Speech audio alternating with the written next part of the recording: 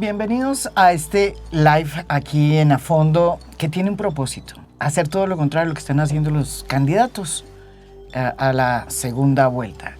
La idea aquí es debatir y debatir entre diferentes y que los protagonistas sean los jóvenes, la gente que está saliendo a votar, porque la verdad es que están saliendo a votar. Esta es una generación mucho más politizada que otras generaciones.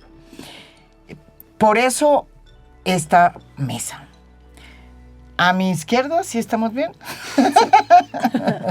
Está Andrea Camila Vargas de la Hoz, tiene 28 años, es barranquillera, defensora de derechos de las mujeres, líder social y comunitaria. Es secretaria general del movimiento político Colombia Humana, o por lo menos por ahí fue que entró a la política, y miembro del comité ejecutivo del Pacto Histórico. Acaba de ser elegida representante por el Atlántico, ¿no es verdad? Así representante de la Cámara por el Atlántico, está estrenando su butaca, más o menos. Sí, señora. ¿No es verdad? Bienvenida aquí. Muchísimas gracias y un espacio necesario para la conversación política actual y ojalá sea fructífero para la decisión de millones de jóvenes en Colombia. También está con nosotros a la derecha, como manda Dios, como dicen. Sí. Lucas Durán. Lucas Durán es estudiante de Derecho Jurisprudencia en la Universidad del Rosario, es integrante del equipo de litigio estratégico de cara al futuro y él es ex candidato a edil de Usaquén por el Movimiento de Salvación Nacional. Forma parte de la campaña de Abelardo de la Espriella. Así es, María Jimena. A ti, gracias por la invitación. Andrea, un gusto conocerte. A todas las personas que están detrás de cámaras, al equipo, también un gusto poderlos conocer, saludarlos esta tarde de miércoles. Y a la audiencia. Que empieza a crecer, esa es la idea. Vamos a estar transmitiendo no solamente por YouTube, sino por X y por Instagram. Además, no desde nuestras fuentes, sino también de todas las fuentes de aquí, de la doctora y del doctor. ¿Verdad? Así es. Bueno, voy a comenzar por ti, Andrea. Eres la primera, por primera vez logras llegar al Congreso de la República. Pero llegas en una situación complicada. Es más, el actual candidato de Firmes por la Patria acaba de sacar un listado de personas y de políticos que dice que él va a hacer, mejor dicho, que les va a informar de esa lista a sus amigos en Estados Unidos para que les quiten la visa y les abran procesos por narcotráfico. Y en esa lista estás tú. Así es. Tú que acabas de llegar a ser parte del nuevo Congreso y eres elegida pues por voto popular. ¿Qué respuesta hay a esta decisión del del actual candidato de Firmes por la Patria de criminalizar a pues lo que yo llamaría la oposición, digámoslo así, que va a ser la oposición si él gana, ¿sí? Sí, hay por lo menos dos elementos y es una muy buena pregunta que nos permite explayar algunos elementos frente a lo que sabemos y creemos de Abelardo de la Espriella. Hay por lo menos dos elementos que nos dan algunas pistas del talante de Abelardo como candidato, pero también como quien pretende ser presidente de la República. Lo primero, de lo que nos acusa. Yo creo que fue una transmisión bastante irresponsable, sobre todo poco cuidadosa, al menos jurídicamente. Pero más allá de eso, políticamente es un señalamiento que sepulta a muchos líderes sociales en la historia, que ha sepultado a muchos líderes sociales en la historia política de Colombia y en la historia del conflicto armado en Colombia y de los conflictos sociales y políticos que se han desatado dentro de nuestro país. Anteriormente, la categoría o la etiqueta era de subversivos, de guerrilleros. Hoy que quizá tenemos mayores capacidades para ganar elecciones es de compradores de votos, pero en últimas son categorías que criminalizan y que nos ponen los ojos de mucha gente que ya está envalentonada en la calle, y de eso creo que debemos de hablar, de un poco cómo están los ánimos subidos en el marco de esta campaña en particular, para de una u otra forma ser sujetos de violencia política en el marco de una de las elecciones más violentas que he tenido que vivir en mis cortos 27 años, en mis 10 años de militancia. Sí, 27, yo le puse 28, son 27. Sí, entonces sin duda me parece primero una afirmación irresponsable. Él tendrá que explicar de dónde saca esta información, pero lo segundo es a quién se dirige. Y es bastante preocupante que no sea principalmente la justicia colombiana, sino precisamente al gobierno de Estados Unidos, acusándonos de que el quitavisas nos está vigilando, poniendo unas prioridades sobre nosotros que en realidad no son las nuestras. Yo soy una joven de 27 años de extracción popular, yo ni siquiera tengo visa. Pero más allá de eso, de que nos criminalice de esa forma, da por sentado lo profundamente antidemocrático que puede llegar a ser Abelardo con la oposición. Es decir, gana la primera vuelta y se desata a señalar líderes con lista en mano.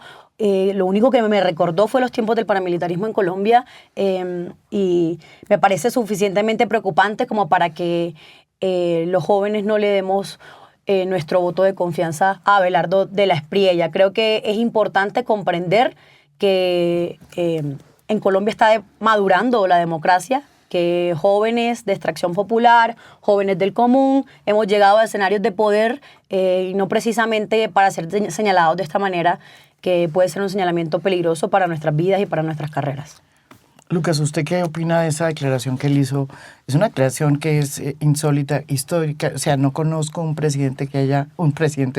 candidato que ni siquiera pues haya ganado las elecciones a que salga con lista en mano de decir, mire, estos se tienen que ir para Estados Unidos. Y estos son en su mayoría pues miembros de lo que podría ser su oposición si gana el poder. Sí.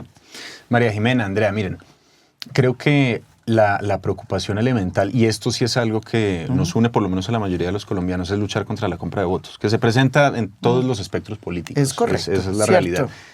Tristemente en la mayoría, si no en todos los gobiernos de las últimas décadas ha habido compra de votos. Es una práctica que persiste en diferentes regiones del país. Yo considero que cada una de las personas que él mencionó pues tendrá que llevar, digamos, su proceso. Lo importante, en todo caso, es poner la lupa. Andrea, por ejemplo, mencionaba el INRI, por decirlo de alguna manera, que se pone y que se ha puesto sobre los líderes sociales. Hombre, a ver, Mario Fernández Alcocer, que estuvo mencionado, no es un líder social, mucho menos Musa Besaile.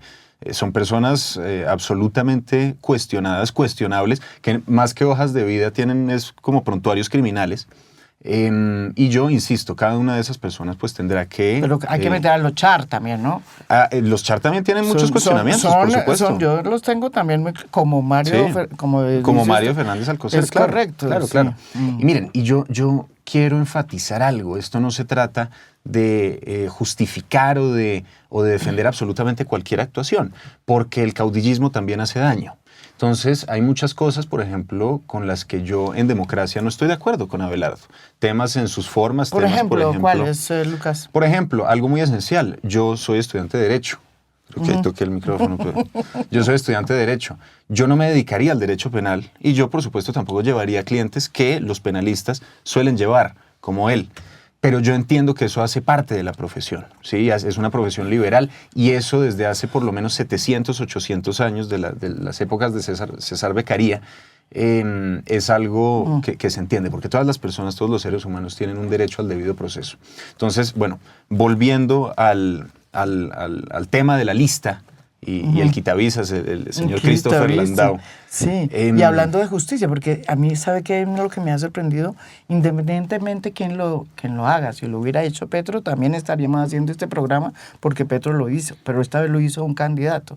Sí. Y es que ni siquiera cuenta con la justicia colombiana, sino vámonos para la justicia americana. Usted que es un abogado, ¿qué dice eso? Ahorita hablábamos de eso detrás de cámaras con Andrea justamente y con su equipo, a quienes pude conocer, muy buenas personas, que, hombre, realmente nosotros estamos en un mundo unipolar. La potencia principal es los Estados Unidos. Nosotros tenemos un arraigo histórico y geográfico y cultural con los Estados Unidos y bueno, esa puede ser quizás una decisión de Abelardo, de la campaña, de acudir a la amenaza de la lista Clinton, por ejemplo, o de la OFAC, sí, la denominada lista Clinton, o de, por ejemplo, quitarle las visas a algunos de estos sujetos que tienen también un conocido amor por viajar al imperio cada cierto tiempo, para incidir en parte en las elecciones. No incidir de forma irregular, realmente es poner la lupa, es pedir que se pongan la lupa. Hay denuncias, María Jimena y Andrea, y todas las personas que nos están oyendo, que se están tramitando, y lo digo con conocimiento de causa, aquí en la justicia colombiana, en la Fiscalía General de la Nación, los entes de control, la Procuraduría, bueno, las CIAs, ¿no? Para no explayarme ahí en la lista. Sin embargo, yo considero que tampoco es negativo contar con una lupa adicional de parte de un aliado histórico como lo es los Estados Unidos. Yo más bien creo, María Jimena, que no lo hace precisamente, y ahí disto radicalmente de la postura de nuestro amigo, no lo hace solamente porque estemos en el marco de un mundo unipolar. Yo creo que incluso las izquierdas hemos hablado de otras apuestas por un mundo multipolar en el que incluso por razones fácticas hoy no se puede decir que Estados Unidos sea la única potencia en el mundo. Y creo que eso no tendría mucho que ver con la denuncia que hace, porque en todo caso, primeramente, acudir a la justicia colombiana. Creo que más bien es porque en un primer momento Abelardo ha jurado, una vez ha adquirido su ciudadanía estadounidense, lealtad al pueblo de Estados Unidos y al gobierno de Estados Unidos, incluso por encima de otros, como podríamos suponer nosotros, al pueblo colombiano o al gobierno colombiano. Pero no solo eso, sino creo que lo hace fundamentalmente en el marco de una estrategia que ha acompañado a asesores de Estados Unidos, como lo ha dicho abiertamente María Fernanda Cabal y como lo ha dicho él abiertamente, que no tiene, no se sonroja al decirlo, sobre todo porque su campaña está en manos de los estadounidenses. Eso por un lado. Pero lo segundo es que si esto fuera una genuina preocupación por la democracia, tal cual tú lo dices, mencionarán a otros sujetos de la región Caribe. El único imputado en Barranquilla por una investigación abierta por la Corte Suprema de Justicia es Arturo Char, el hijo de Fuad Char, la familia que le dirige la campaña en Barranquilla por el caso de Aida Merlano. Y como él, muchos que lo acompañan, Mauricio Gómez Amín, Carlos Meisen, no son representantes ni nunca han sido congresistas por la voluntad genuina de un movimiento popular que lideren, por luchas que hayan dirigido. Y quien vive en la región Caribe lo sabe. Esta es la primera vez que yo ocupo un escenario, y no quiero centrar el debate en mí, pero lo hago como un ejemplo de quienes fuimos mencionados, no solo Musa, no solo Mario, también líderes genuinos. Sí, incluso Musa y como Besale y lo que tú dices, Mario, sí. pues sí tienen, digamos, un recorrido, por no decir claro, y son cosas. políticos tradicionales, y serán liberales, conservadores, ellos, y tendrán, antecedentes, claro, pero ahí fuimos mencionados también Sí, líderes eso es lo que que me llegamos por impresiona. primera vez incluso líderes como Luis Lobo en La Guajira, que ni siquiera ostenta, es un diputado joven de La Guajira, mi compañero de partido y de militancia, que lo que entendemos es que somos liderazgos que estamos haciendo crecer la propuesta de Iván Cepeda en la región Caribe. Punto final. Es decir, una región en la que fue derrotado en primera vuelta Abelardo de la Espriella, quizá creció exponencialmente frente a otras propuestas presidenciales, pero fue derrotado en la amplitud de sus departamentos y que de una u otra forma hace parte como pieza comunicacional de la estrategia comunicativa de la Espriella. De la Espriella es un excelente comunicador y creo que es un instrumento perfecto, bueno, en este caso de los Estados Unidos, para golpear a los sectores alternativos, para desestabilizarnos y desmoralizarnos en el marco de una campaña que es sin duda muy reñida, pero que esto y otros elementos en la opinión pública nos permiten concluir que está marcada por la violencia política, por la posverdad, y por un sinnúmero de elementos que ponen en riesgo la vida de muchos en este juego. Yo quería pasar a otro tema que yo también creo que es difícil y que afecta como a las conversaciones, y es el tema de la sorpresa que tuvimos muchos cuando oímos la declaración de Gustavo Petro, que no reconocía las elecciones, la primera vuelta, los resultados de primera vuelta. Y eso, en efecto, pues causó una incertidumbre y reaccionó el gobierno. El gobierno no solamente reaccionó, sino que el candidato, Abelardo de la Espriella, que pues había puesto una importante votación, que lo pone pues como ganador de la primera vuelta, salió a decir que Gustavo Petro se quería robar las elecciones. Eso, digamos, ¿cómo lo leen ustedes? ¿Cómo lo leen los jóvenes? ¿Cómo lo lees tú? Sí. María Jimena, mira, lo digo como joven, como una persona que va a votar por Abelardo, no lo oculto, nunca lo ocultaré tampoco. Eso muestra sobre todo el carácter antidemocrático y liberal de Gustavo Petro, pero a ver, eso realmente no es algo nuevo. Gustavo Petro es una persona que a lo largo de su carrera política se ha destacado por siempre tratar de azuzar el rencor, la rabia quizás contra las instituciones, porque es lo que uno podría denominar un agente del caos. Hace poquito salió un ensayo de un escritor italiano, no recuerdo el nombre del escritor, pero el libro se llama La hora de los depredadores. Y en él lo que él prácticamente intenta explicar es que parece que estuviéramos atravesando, por lo menos en Occidente, una época en la que el líder se hace como una suerte de rebelión contra las instituciones.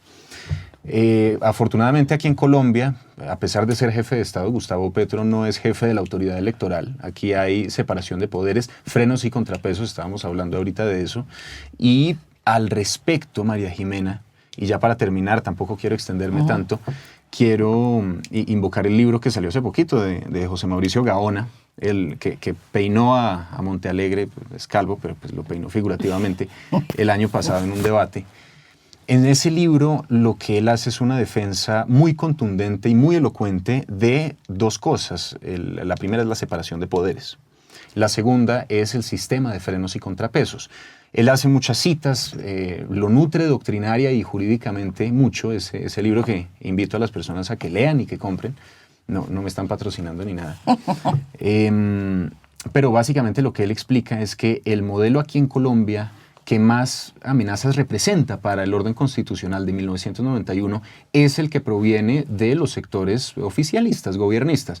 No olvidemos que el 26 de diciembre del año pasado se inscribió el Comité Promotor de la Asamblea Nacional Constituyente en la Registraduría Nacional del Estado Civil. En los eventos de Iván Cepeda se recogían firmas también para apoyar esa convocatoria.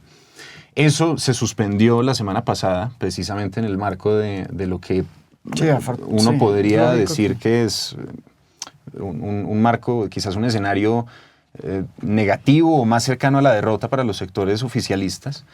Pero pues a la hora del té, mucha gente, la mayoría de las personas ya no le creen a las izquierdas colombianas porque Gustavo Petro en el 2018 firmó en mármol, entre otras cosas, no convocar una constituyente. Y esto evidentemente no se trata solamente de que es que él lo firmó, ese era un compromiso para el 2018.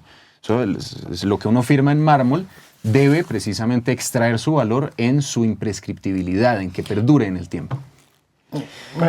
Pero Petro es un antidemócrata, en mi sentir. Okay. ¿Es Petro un antidemócrata que no respetó los pesos ni contrapesos y que acabó con la institucionalidad colombiana, como dice Gaona? Es que Gaona lo que dice es que no hubo, o sea, que acabó con los pesos y contrapesos. O sea, esa es una discusión muy fuerte. Yo creo que con Petro funcionaron los pesos y contrapesos. Yo estoy de acuerdo. Gaona dice pero que se no. tensionaron como nunca antes. Bueno, no estabas muy chiquito en la época de Uribe. Es cierto. Sí. A ver, yo creo que hay algo fundamental que mencionar. Las instituciones las respetamos como proyecto político y entiendo que también el presidente lo ha no solo mencionado, sino lo ha demostrado con una serie de hechos que quizás no serán resaltables para nuestros opositores que han hecho todo lo posible por venderlo de una manera diferente, pero prueba de ello es que se va Petro del gobierno en el marco de las reglas que fijó la democracia, no se reelige y no hubo en el marco de su gobierno la serie de discusiones, por ejemplo, con otras ramas del poder público que sí hubo en el marco de gobiernos de Álvaro Uribe Vélez y de otros liberales, conservadores y de sectores de derecha o ultraderecha en anteriores gobiernos de Colombia. ¿Qué hay que decir? Que a las instituciones se les respeta, pero no hay que negar que dentro de ellas puede haber venenos que hace que dentro de la opinión pública nosotros debatamos fuertemente sobre su composición, su reglamentación, su regulación. Frente a la constituyente, a mí me parece que es una conversación abierta. ¿Tú creías que sí era buena idea? Es que yo creo que hablar de constituyente en contextos particulares puede ser o no ser legítimo, y eso lo dice en últimas las mayorías populares. Y creo que en este caso retirar la propuesta de constituyente, sí, yo creo que abiertamente hay que decirlo, responde a lógicas electorales, pero no por cálculos de quién va a votar o quién no va a votar, no por cálculos de si no vamos a traer el centro, sino precisamente por las ideas fundamentales del programa de Iván Cepeda, que creo que tiene un talante, aunque ambos de izquierda, compañeros, distinto al de Petro, hay que decirlo también, y su apuesta contundente por un acuerdo nacional lo hace renunciar y no verlo viable en un escenario como el de ahora que está incluso mucho más polarizado que en 2022 y que los riesgos que encontramos frente a la propuesta de Abelardo de la Espriella son mayores. Entonces, en lo que tengamos que ceder, que no sea trascendental para una apuesta programática de continuidad y profundización de la transformación que iniciamos con Gustavo Petro, lo cedemos. Y creo que es un talante democrático el que está demostrando Iván Cepeda y el mismo presidente Gustavo Petro en deponer ese interés. Existe el interés, nosotros no tenemos por qué mentir sobre eso, pero no hablamos de una constituyente para Petro tejida cual sastre. Hablamos de una constituyente que permite algunas reformas que los acápices más neoliberales de la Constitución del 91 entorpecen. Y esto es en materia energética, en materia de salud y en otras temáticas que sin duda han representado conflictos entre nuestro proyecto político y los proyectos políticos neoliberales en el país. Es decir, nosotros no podemos decir que por el sistema de pesos y contrapesos y de independencia de los poderes públicos, el Estado colombiano funcione perfectamente. No funciona perfectamente. De hecho, por el número de tutelas presentadas que también hablábamos, que es una herramienta que usan indiscriminadamente, a veces irresponsablemente muchos ciudadanos. Las dos partes, yo pero creo. Todos los colombianos, pero que en gran medida ha sido un mecanismo creado por la Constitución del 91 que ayuda a proteger derechos, da por sentado que hay un Estado ineficiente, que de no ser por el instrumento constitucional de la tutela, fuera incluso más ineficiente. Entonces, si hay un Estado ineficiente, claro que nosotros podemos discutir sobre lo que pasa internamente con las instituciones. Claro que podemos discutir lo que pasa con el Consejo Nacional Electoral. Yo vengo a ser representante legal de la Colombia Humana. Yo sé que desde adentro ellos discuten cual políticos, no solo magistrados a políticos. Ellos discuten representando intereses de sus fuerzas, no solo políticas partidistas, sino ideológicas. Y están ideologizados los magistrados del Consejo Nacional Electoral. ¿Y por qué no así otras instituciones que merecen discusiones frente a su composición y reglamentación? Eso no quiere decir que seamos déspotas antidemocráticos. Eso quiere decir que le damos una dimensión mayor a la discusión en el marco de la democracia frente a la institucionalidad. Y creo que en la medida de lo posible son discusiones saludables para Colombia, para garantizar transparencia, para garantizar instituciones fuertes y para garantizar definitivamente un debate público mucho más justo. Yo les quería preguntar a los dos, hay como esta decisión por parte de los grandes, digámoslo así, de considerar el otro como no un interlocutor.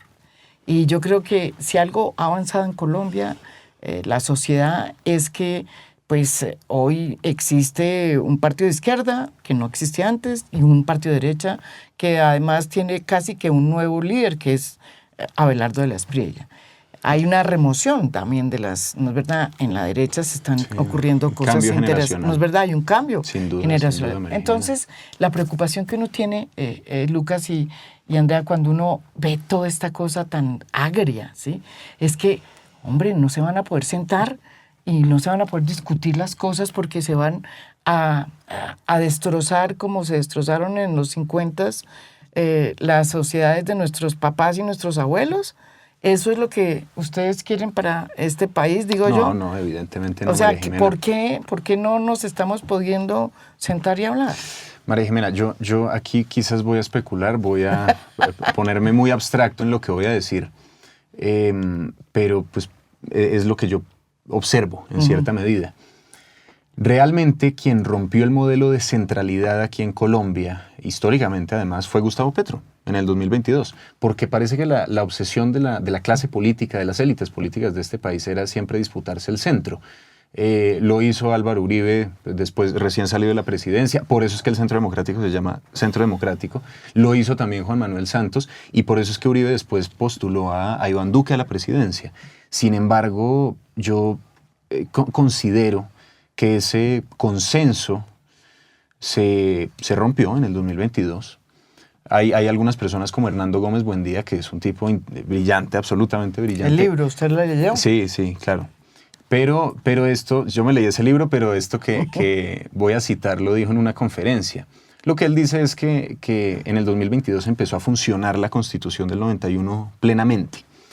Es posible. Yo creo que alguien tendría que escribir un libro sobre eso para realmente evaluar la viabilidad de esa tesis. En cualquier caso, lo que yo observo es un acto de mímesis, un acto, si se quiere, de actualización, también de relevo generacional, como tú bien dijiste, María Jimena, de las derechas políticas, que estuvieron durante 24 dominadas años... por la figura de Álvaro Uribe. Dominadas por la figura de Álvaro Uribe.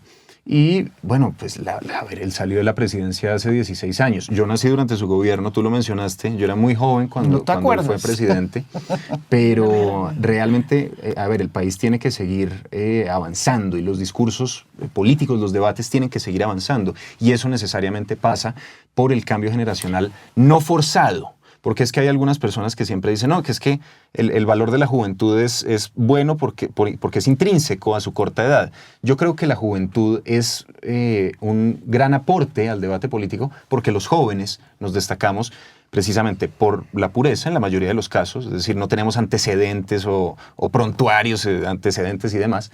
Y por otro lado, nosotros tenemos mucha energía para estudiar, energía para aportar a los debates que el país necesita dar. Entonces, yo creo, María Jimena, ya con esto concluyo, que realmente en este momento a partir de este momento vamos a empezar a ver unas izquierdas mucho más propias con las dinámicas de las izquierdas. Claro, pero mi pregunta es, o sea, yo nunca había visto, y lo digo que, digamos, yo sé que Gustavo Petro no ha ayudado en su lenguaje como para crear un ambiente, digamos, sí, como de tranquilidad a la hora de hacer los debates. De acuerdo. En eso estoy de acuerdo porque se ha ido contra la empresa privada, contra todo eso. No, es las cortes. Contra las cortes. La misma fiscal que él puso. Pero no, él no la puso, que esa es la diferencia con Duque, él no la puso, él ni la conocía. Pero a lo que voy yo es que preocupa también el lenguaje del otro lado. O sea, estamos ante dos lenguajes muy fuertes, digo yo, y esta es una pregunta, y a mí me ha sorprendido mucho que un movimiento que dice que es católico, como Abelardo de la Espriella dice que es, prometa destripar. Esa parte no la entiendo. Yo soy una agnóstica, debo decir, entonces no tengo... Pero me afana porque tengo también unos valores éticos y morales que hay veces digo yo, eso no lo dijo ni Uribe, ¿sí? Esa es una reflexión que la tengo yo y la pongo sobre la mesa, que es que nunca la he... no sé cómo cala eso cuando le dicen a ustedes eso. Sí, pues el primer llamado que haría es... Bajemos. De hecho, el primer llamado que haría es a no equiparar, digamos, el lenguaje ni las formas de Abelardo de la Espriella con las de Iván Cepeda. Creo que mientras nuestra propuesta está hablando, insistiendo, de hecho, en un acuerdo nacional, porque... insisto también sobre Gustavo Petro, se ve el vaso medio lleno, pero poco se habla en la oposición, no tiene nada que hablarse porque es su trabajo, pero poco se habla de que él planteó un acuerdo nacional, una reconciliación nacional, él gobernó con todos los sectores políticos, él se sentó con Álvaro Uribe Vélez a inicios de su gobierno y él intentó, sí, claro, profundizar un discurso frente a la desigualdad que hay en Colombia y que es imperante y que es un hecho con datos probables. Sí, de hecho, sin embargo, Álvaro Uribe participó en las diferentes mesas de negociación de la paz total. Sin embargo, incluso si hablamos de Iván Cepeda, estamos hablando de un talante incluso más dialogante que el mismo presidente Gustavo Petro, incluso más sosegado, más respetuoso en términos del tono en el que habla que el mismo presidente Gustavo Petro, y frente a Iván Cepeda se encuentra un hombre que dice que va a destripar a la izquierda. Y yo lo entiendo como un oportunismo por parte de Abelardo. Abelardo es sagaz en comprender cómo está leyendo la ultraderecha al tipo de presidente o el tipo de candidato que quieren, y ha profundizado su discurso en violencia frente al contendor. Y por eso sus afirmaciones deshumanizantes, y por eso para él no le pesa nada acusarnos con Estados Unidos de que nos vigile y nos quite la visa. ¿Pero no te parece que Petro también ha ayudado a inflamar un poco sí, a mí me parece que Petro el diálogo, Sí. A mí me parece que Petro ha profundizado debates que polarizan al país. A mí no me parece que la polarización sea un problema en sí mismo. A mí me parece No, de acuerdo. que la polarización Eso no decía debería conducir hacia escenarios de violencia política. Y precisamente creo que incluso Iván Cepeda, representando el sector pues que hereda en cuestiones programáticas el legado del presidente Gustavo Petro, ha intentado a propósito de la polarización mantener un tono sosegado, un tono muchísimo más paciente, no caer en el juego de los insultos y la confrontación, pero no así nuestro contendor, no así Abelardo de la Espriella. Entonces definitivamente creo que en Colombia se están dando debates difíciles. Se están dando en tonos contundentes y lo está haciendo el presidente Gustavo Petro.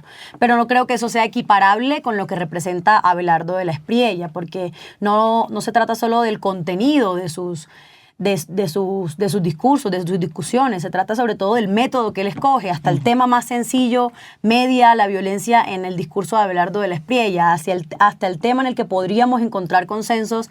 Él insistirá siempre en la violencia política. Creo que es el método que escogió para hacer campaña y creo que ha funcionado, pero ¿a qué costo, María Jimena? Yo estoy en las calles de Barranquilla, yo estoy en las calles del país porque lo mío es el terreno. Y lo que veo no lo había visto ni con los uribistas en 2022 ni en todas las campañas en las que había participado antes. Es decir, a nosotros se nos levantan con machete en mano a darnos planazo. A nosotros se nos levantan como en los peores momentos del conflicto armado, cuando la diferencia, pues, de la violencia en Colombia, más que del conflicto armado, cuando la diferencia era condenada a muerte. Y creo que eso es bastante preocupante. Y cuando hablo de machetes y planazos, hablo de los videos que están en internet.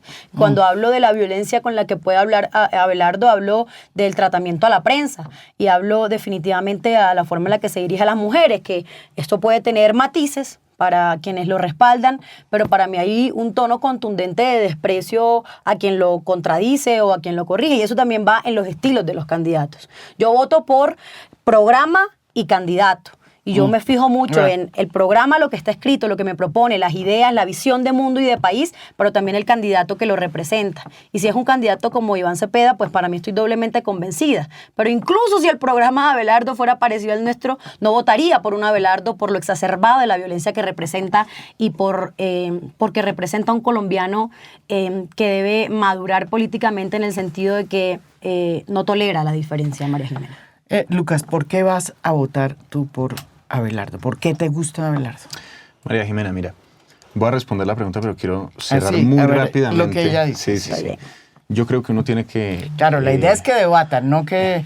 Así es. Está bien. Sí. Así es la democracia. Ya, exacto. Uno puede encontrar un buen ejemplo en la Revolución Francesa. Eran los revolucionarios contra los denominados reaccionarios. El término reaccionario viene de la Revolución Francesa porque las personas que llevaban a la guillotina pataleaban físicamente y por eso es que se engendró el término reaccionario. Lo que yo veo por parte de Abelardo es una respuesta retóricamente equivalente a la que Gustavo Petro ha tenido y ha dirigido durante estos últimos 4 años. Gustavo Petro, a ver, eso siempre critican, por ejemplo, el chiste que fue en Mesa 8, que yo no estoy, eso me pareció lo de las inapropiado. Partes, Sí, eso lo a de mí que me parece teníamos que inapropiado. mirar que su, Sí. ¿Qué juguache? que es Eso me la parece dimensión sumamente inapropiado. de sus partes. Y uno tampoco va a eso me renunciar. parece- A celebrar eso. Es que eso me eso pareció no- demasiado. Miren, ¿No te pareció? Sí, claro, por Además, supuesto. pobre la mujer que estaba ahí, porque era casi Por que eso es que él culminando. pidió disculpas ese mismo día. Ese mismo día, y bueno, una jueza Pero le después- tocó pedir disculpas, si no le parecía chistoso. Es que, bueno, María Jimena, mira, nosotros podemos entrar a hablar sobre la procedencia de comentarios así en entornos sociales. Sí, Petro también las ha tenido, Es quiero que decirle. ese es el tema. Y cuando Lo del Petro las ha clítoris y el tenido, cerebro. hay que... hemos Hay que salido- condenarlo, claro. Claro, pero con Yo creo, con María Abelardo, Jimena, que con yo- Abelardo la tú gente y yo le parece en más eso, bonito. no, María Jimena, yo creo que tú y yo en eso sí estamos de acuerdo, y es que en el escenario público uno no debe darle lugar a comentarios que quizás en entornos muy familiares o con los mejores amigos podrían ser admisibles, ¿sí? En cualquier caso, pues Petro ha hablado de muñecas de la mafia. Armando Benedetti salió a tildar hace unos meses a los presidentes de las altas cortes de narcotraficantes, es decir, dijo que eran unos narcos. Entonces, realmente ahí lo que yo veo es una reacción retórica, por eso invoqué la Revolución Francesa, por parte de las derechas políticas. Ahora, ¿por qué voy a votar por Abelardo? Muy sencillo, esto no se trata, repito, de querer endiosar a una persona, a diferencia de personas en las izquierdas, como hacen con Petro, o incluso como parte de la tradición política de las derechas, como hicieron con Uribe. Yo voy a votar por Abelardo porque considero que hay varias razones. Primero, hay sinergia con José Manuel Restrepo. José Manuel Restrepo me parece que es un tipo brillante, extraordinario, pulcro, y él es una garantía de una administración eficaz, de tender puentes con los sectores tecnocráticos, con las universidades, con, digamos, los centros de pensamiento de la sociedad. Pero por otro lado, yo sí les voy a decir, yo no comparto el modelo de país y la cosmovisión marxista de Iván Cepeda. Y yo no soy el tipo de persona que dice, no, que es que esos comunistas, eso me parece también un acto de mediocridad. Pero Iván Cepeda es una persona que a los 13 años ya estaba vinculada a la JUCO. Él vivió en Bulgaria, allá estudió, entiendo, filosofía en la universidad. Cuando se iba cayendo el muro de hierro, correcto. La cortina de hierro. Él vivió en Checoslovaquia, él vivió en Cuba, él es una persona profundamente dogmática en el marxismo. Eso es válido en democracia, pero es que yo fundamentalmente no comparto eso, porque yo no creo que el Estado en esa primera etapa socialista deba empezar a coartar las libertades políticas, civiles, económicas también de las personas, y por el contrario yo creo que lo que nosotros necesitamos es hablar de ampliar las libertades económicas, de reformar el sistema tributario, invertir en la infraestructura del país para que este país pueda realmente explotar su talento y su laboriosidad. Yo veo eso mucho más viable, mucho más plausible con un gobierno dirigido por Abelardo de la Espriella y por José Manuel Restrepo. Aparte de ese capítulo, que podemos dejarlo para después, en torno a la justicia. Yo considero que la justicia realmente tiene que castigar a las personas que se dedican, sobre todo a los peores crímenes de este país.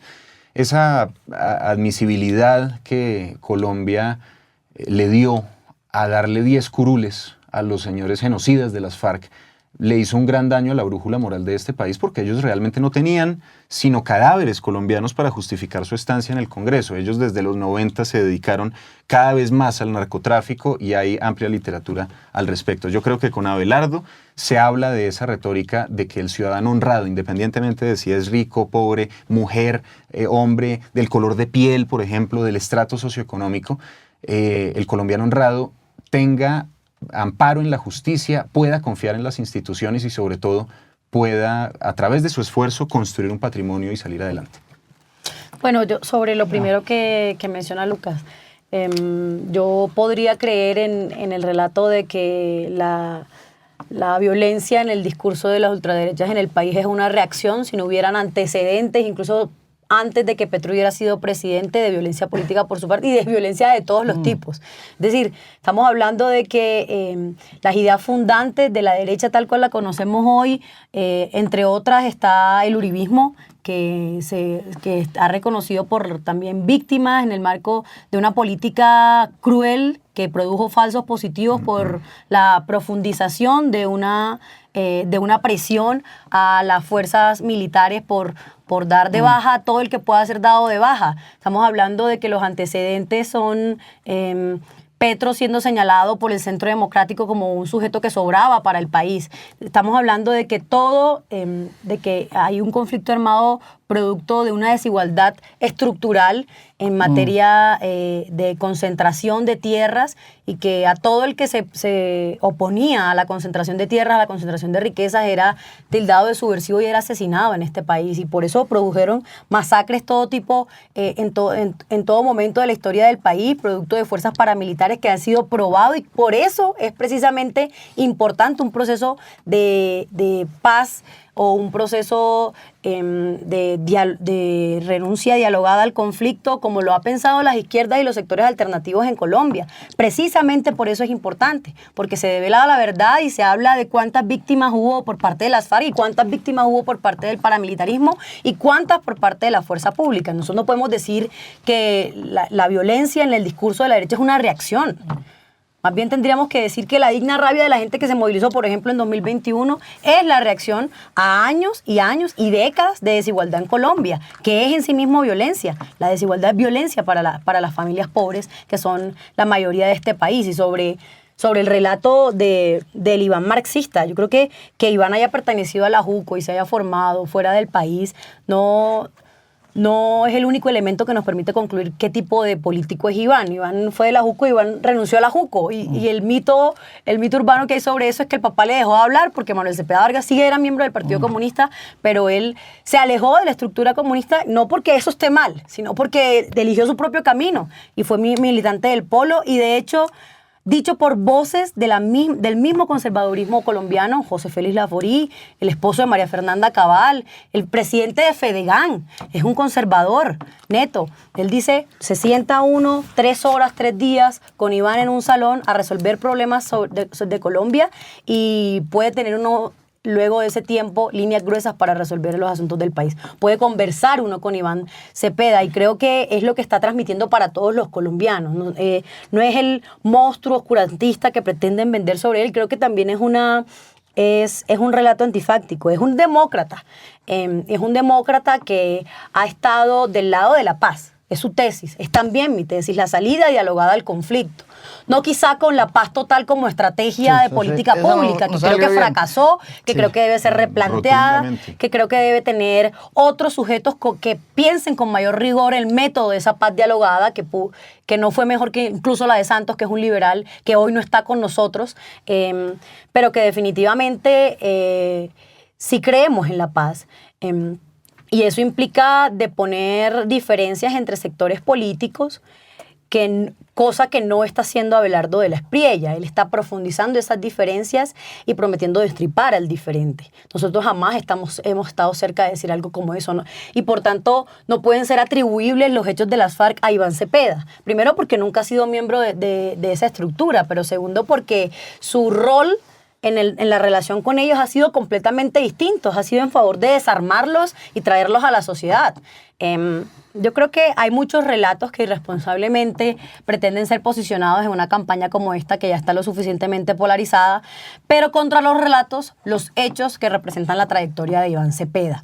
Yo creo que nosotros tenemos que apegarnos a lo que él ha sido en la historia política de Colombia, un defensor de las libertades individuales, un defensor de los derechos humanos y colectivos de los empobrecidos en el país. Y definitivamente voy a votar por él porque representa la continuidad y profundización de políticas que le hicieron bien a los pobres en Colombia, de políticas que beneficiaron y le dieron un foco de luz y de visibilidad a un sinnúmero de comunidades que habían sido históricamente vulneradas. Hay 1 millón de hectáreas de tierra involucradas en el proceso de reforma agraria que han sido sujeto de titulación, que es también una defensa de la propiedad privada. María Jimena, yo creo que si un campesino recibe el título de propiedad de su tierra, se trata de defender la propiedad privada, pero se trata sobre todo de defender la vida de las familias campesinas en Colombia, que en el marco de un proceso en el que no se ha expropiado ni una sola hectárea de tierra. De hecho, Álvaro Uribe Vélez está dentro del proceso con sus tierras, está dentro del proceso de la reforma agraria del presidente Petro. Ha intentado el gobierno comprarle tierras a Álvaro Uribe, comprarle. Ha beneficiado a trabajadores de 1 millón a 2 millones de pesos el salario mínimo, que puede ser una discusión sin duda controversial, que puede estar el Consejo de Estado revisando lo que quiera estar revisando, pero que representa una decisión en pro de los trabajadores. Ha aumentado en casi 300.000 jóvenes nuevos ingresando a la educación superior y eso sin duda se da por una inversión histórica, como nunca antes, en materia educativa, fortalecimiento de la educación superior, sí, porque nosotros creemos que no hay nada malo con las universidades privadas, pero que el presupuesto nacional debe enfocarse en las universidades públicas para fortalecerlas y ampliar la cobertura, porque no es lo mismo con 3.2 billones de pesos financiar Serpilo Paga y garantizar 40.000 becas para estudiantes en la educación superior, que con los mismos 3.2 billones de pesos garantizar una cobertura de más de 300.000 estudiantes en la universidad pública. Todo eso diferencia a 2 visiones de país que representamos Lucas y yo, y que sin duda para todo el que vea esto sabe que Lucas es una persona que se ha representado, que se ha mostrado en este espacio, y lo felicito, y me parece agradable conversar con él como una persona decente, pero no así la propuesta que defiende, no así por lo menos su candidato. Me imagino que habrá muchas diferencias entre Abelardo y Lucas, así como puede haberlas entre Iván y yo, pero por lo menos yo me siento tranquila de decir que voy a votar por una persona decente, por una persona que, lejos de ser extremista radical, está planteando un acuerdo nacional, está planteando reconciliación, y lejos de ser un guerrillero, ha sido un facilitador de la paz, que no es lo mismo una cosa y otra. Voy a María hacer Jimena. entonces, muchas gracias, voy a hacer un ejercicio aquí, es, a ver, ¿qué realmente, o sea, en qué puentes se pueden trazar? ¿Qué puentes se pueden trazar? Voy a poner un caso hipotético.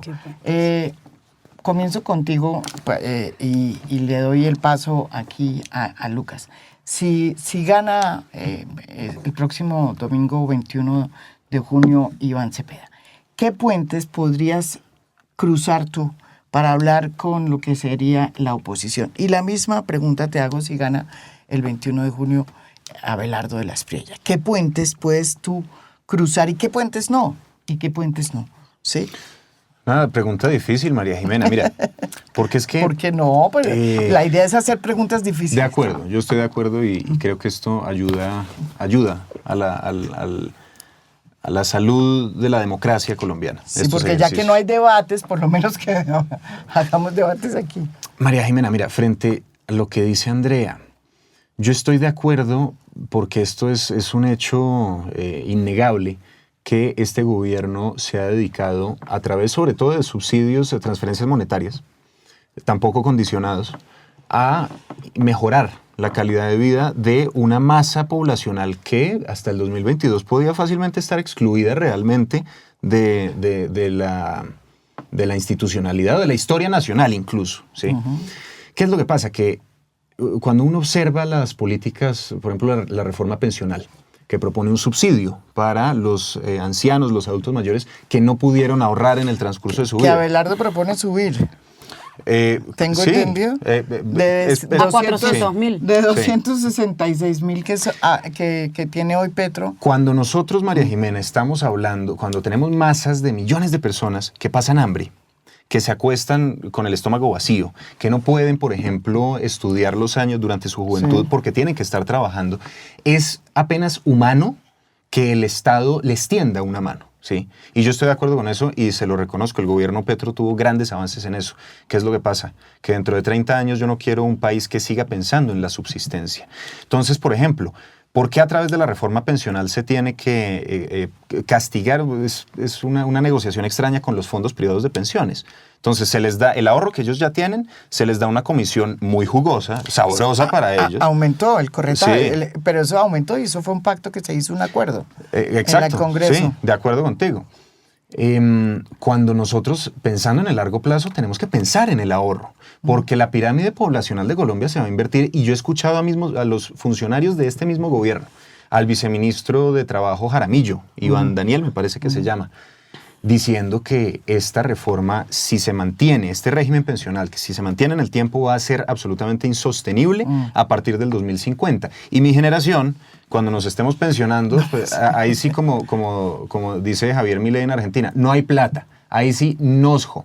Pero, María Jimena, mira, creo que nosotros tenemos que buscar tender puentes pensando en el largo plazo, pensando en el bienestar de las personas, no a través de la subsistencia, no a través de la dependencia. Y por eso es que yo voy a citar a Reagan, así a algunas personas aquí no les guste. Reagan decía, el mejor programa social es un trabajo.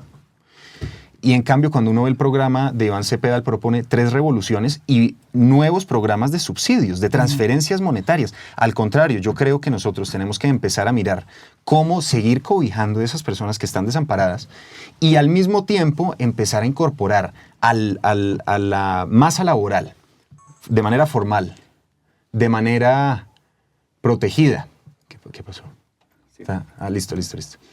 De manera formal. De manera formal, de manera protegida, de manera amparada por la ley laboral, por el derecho laboral, a la actividad económica.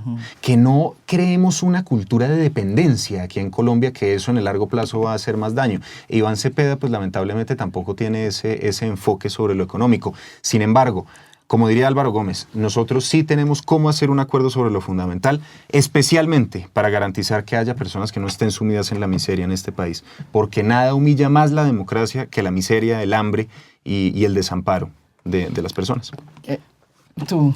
Bueno, frente a eso, lo primero que mencionar es que no hay ninguna evidencia, por lo menos en Colombia, en que una política de transferencia monetaria haya hecho que se desplome, por ejemplo, el empleo formal. De hecho, lo que ha demostrado Gustavo Petro en las cifras recientes que podemos resaltar de su gobierno es que a la medida en que se fortalecieron las transferencias monetarias, se disminuyó el desempleo a un dígito por primera vez en casi más de 30 años. Y además hay que decir sobre las transferencias monetarias que no se trata de si las dan o no las dan, sino que si se entregan con pertinencia, si se correlaciona la transferencia monetaria al acceso efectivo a otros derechos, porque no se trata solo de transferencias para disminuir, por ejemplo, la pobreza monetaria, sino para incidir en la disminución de la pobreza multidimensional. Una transferencia para que el joven pueda tener garantizado su permanencia, porque tiene para los buses, porque tiene para el internet, porque tiene para comer y merendar en la universidad. Una transferencia que garantice la independencia económica de las mujeres y que de una u otra forma la mujer pueda ser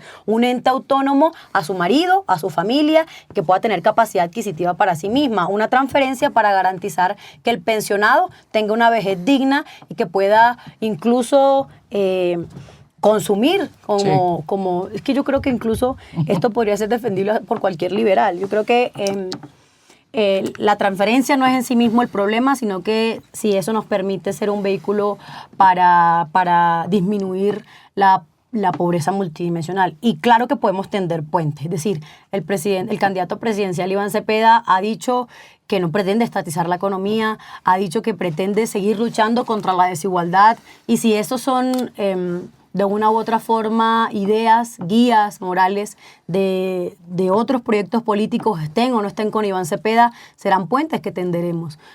Petro apostó por un acuerdo nacional desde el principio de su gobierno. Y sé que será igual un precepto que guíe un eventual gobierno de Iván Cepeda. Y en ese sentido nosotros estamos convencidos de que eso puede suceder con sectores que están del otro lado. Lo que sí tengo miedo, María Jimena, es si puede suceder para con nosotros, porque no solo... Claro. No solo Aquí en este gobierno asesinaron a Miguel y aún así hubo consensos en diferentes reformas. Y yo, perdón te interrumpo, voy a hacer la anotación muy rápidamente.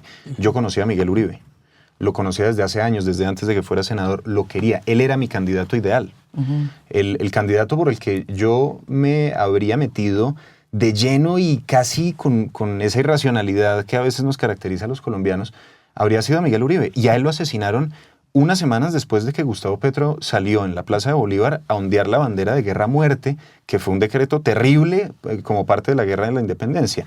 Pero y eso también va en línea con la agitación discursiva de este gobierno.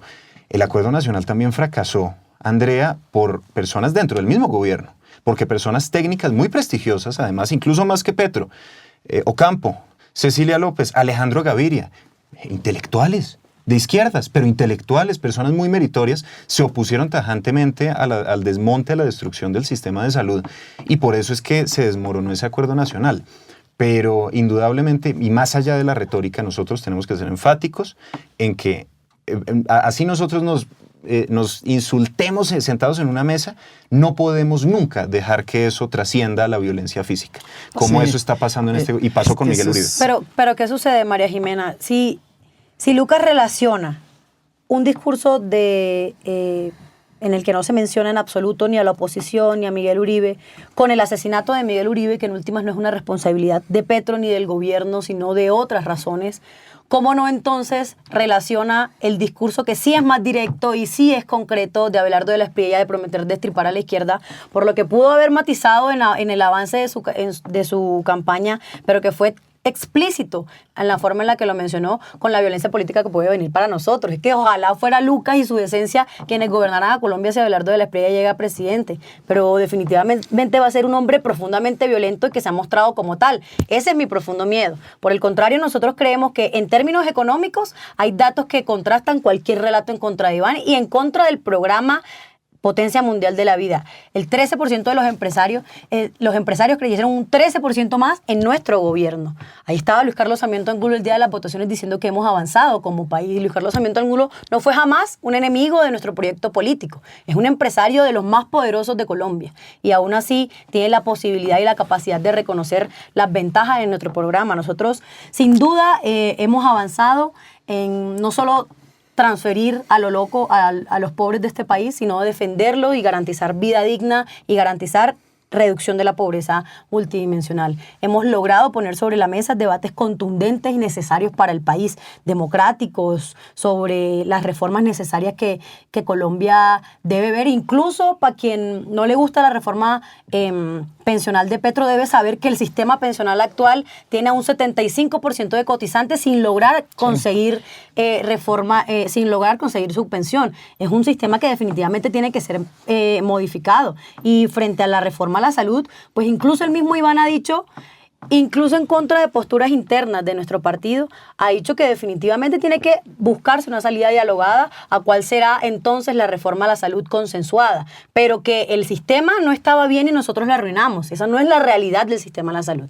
Venían de liquidarse muchísimas más EPS de las que se liquidaron en el marco del gobierno Petro, y venían sobre todo de debilitarse los hospitales públicos antes de llegar el gobierno Petro, y es precisamente la defensa que nosotros quisimos instaurar en el marco de estos 4 años. Yo creo que hay formas de encontrar puentes.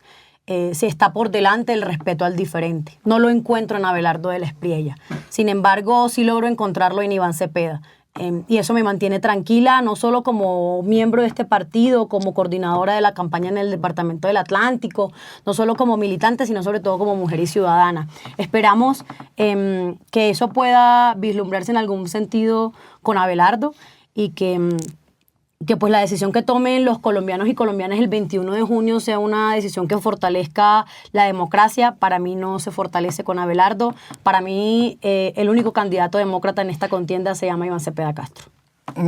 ¿Tú quieres hacer alguno? Sí. Ya cerramos porque aquí ya nos estamos yendo. Listo. Lucas. Lo que Andrea dice sobre Abelardo yo lo podría decir, y muchas personas lo podrían decir sobre Gustavo Petro y las personas que lo rodean, que quizás no hablaban con términos feos, desagradables, por supuesto, pero que sí obraban de formas déspotas, de formas violentas, de formas incluso autoritarias. No olvidemos, por ejemplo, a la empleada Marelvis Mesa, que interrogaron y torturaron en un sótano al frente de la Casa de Nariño. Y eso fue Laura Sarabia, la mano derecha del presidente. En cualquier caso, a ver, no, tampoco nos engañemos. Iván Cepeda no es un tipo completamente pulcro. Él nunca respondió ante la justicia por las menciones en los archivos de Raúl Reyes, porque la justicia no admitió esas pruebas. La Corte Constitucional no admitió esas pruebas, a pesar de que la Interpol certificó que el contenido no había sido modificado, porque Iván Cepeda sale mencionado el 12 y el 18 de febrero de 2008 por parte de alias Ingrid, que era el empalme político de las FARC en Argentina, y lo menciona como un presunto colaborador político. Ahí hay cosas también que no despiertan confianza, hay cosas que tampoco despiertan garantías para las personas que llevamos 4 años en la oposición y que estaríamos en la oposición de un gobierno de Cepeda.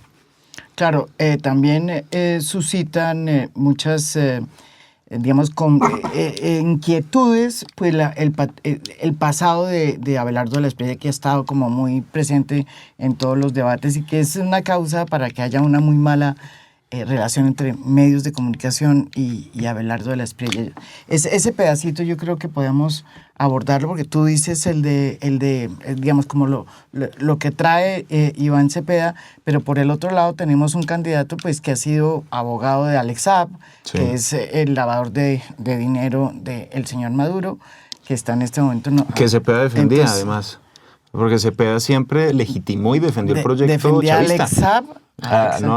A los jefes de Alex Saab. Bueno, y Abelardo. Sí. Abelardo en su profesión yo no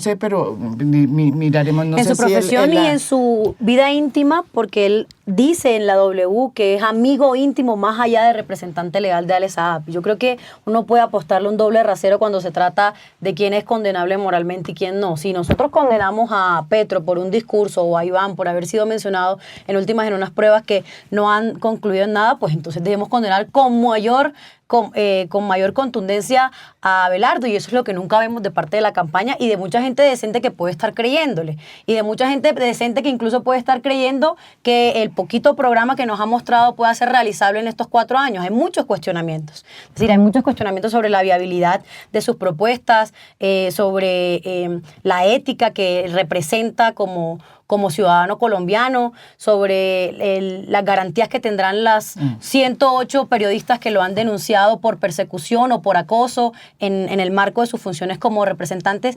legales en sus procesos legales, que son indivisibles con su persona misma. Es decir, uno no es uno como abogado y otro como candidato presidencial. Uno es una misma cosa, Sí, su trayectoria y su historia. Y quizá no es el mejor candidato que las derechas hubieran querido o que el conservadurismo hubieran querido. Llegó hasta donde está por un fenómeno político que tenemos que aún terminar de estudiar, pero para mí es un riesgo para el país. Por lo que he mencionado y porque definitivamente no me parece de demócratas perseguir periodistas, no me parece de demócratas representar bandidos y tampoco defenderlos en la forma en la que él lo ha hecho, incluso a términos personales. Sin embargo, yo creo que sigue abierta por el bien del país la necesidad de tejer puentes. Aquí ha crecido el empresariado, ha crecido las poblaciones mencionadas anteriormente, que fueron vulnerables e invisibilizadas durante todos los anteriores gobiernos, que fueron, creo que de la forma más pobremente beneficiadas, con también transferencias, pero que no repercutían en una mejor calidad de vida ni en la disminución de la pobreza multidimensional, y en este gobierno sí está sucediendo en términos porcentuales. Entonces creo que hay una quizá mala vibra alrededor de Petro, una mala visión alrededor del presidente. Ha cometido errores, ha tomado decisiones equivocadas, y creo que al momento en el que nos encontramos es de grandes aceptarlo, pero creo que está mucho más en riesgo en un eventual gobierno de Abelardo de la Espriella, y yo invito a los compañeros de la campaña de Abelardo de la Espriella a que nos escuchemos eventualmente por el bien de Colombia y por el bien de este país. A que se entienda de que bajen un poquito los ánimos, ¿no será, Lucas? Sí, yo estoy completamente de acuerdo. Digo yo. Miren, quiero hacer una aclaración antes de cerrar, y es que los falsos positivos no hicieron parte de la seguridad democrática, y eso la misma JEP lo reconoció en febrero del 2025. ¿Por qué? Porque los falsos positivos, como fenómeno lamentable, absolutamente reprochable, el primer fenómeno documentado desde el 73, el caso Cárdenas Arbeláez. Se condenó al Estado en el 77. Eso es cierto. Pero la mayor incidencia Eso es cierto. Eso es muy cierto. Sí. Pero el índice, o sea, sube, o sea, la cantidad yo sube, lo entiendo, la concentración. Sube. La mayor y eso concentración es cierto, de víctimas de porque eso falsos siempre lo positivos está en el dijimos, marco eso del viene desde gobierno de atrás, Sí. pero con una cadencia mucho menor, y eso sí lo dice precisamente la JEP, que sube y surge y realmente se explota en el 2003, 4, 5, 6 y 7. En 2008 vuelve a bajar, ¿sí?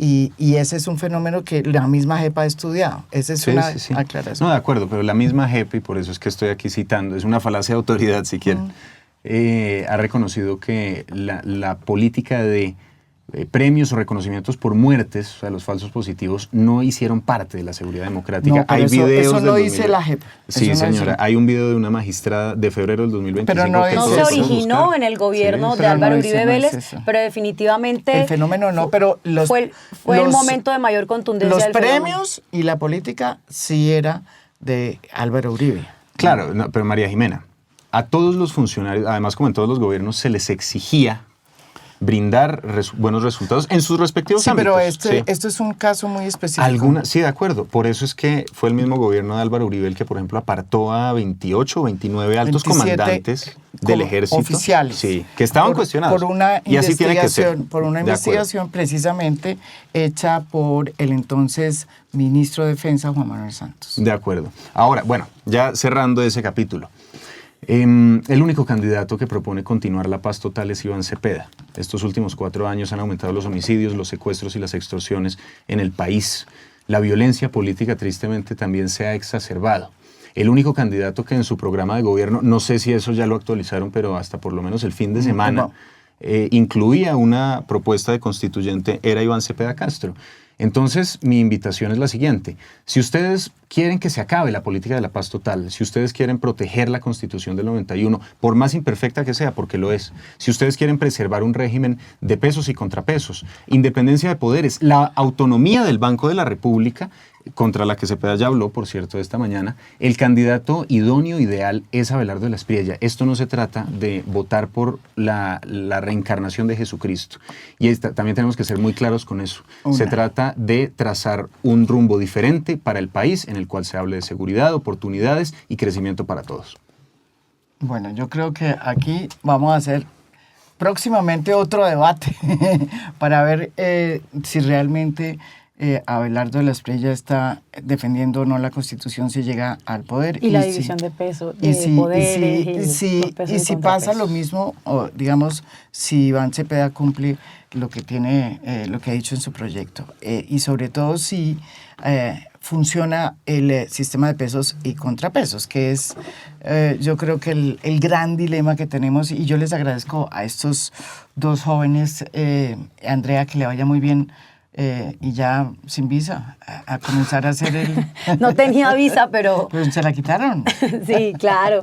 Yo creo que unas últimas palabras, María Jimena, con Iván Cepeda prometemos no ser un gobierno solo para los 10 millones de votantes y de colombianos que voten por nosotros. Creo que la tesis del Acuerdo Nacional que inició con Gustavo Petro y que está en nuestro programa también escrito, porque cuando se menciona la constituyente se menciona ante la imposibilidad de un acuerdo nacional,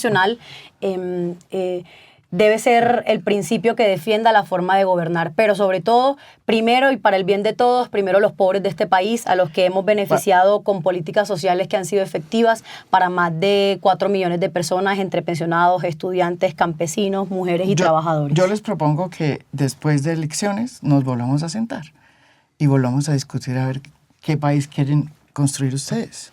Yo siempre a la orden, María Jimena. Gracias por Muchísimas la invitación gracias y a por todas las este personas. espacio que pues espero que no sea el primero.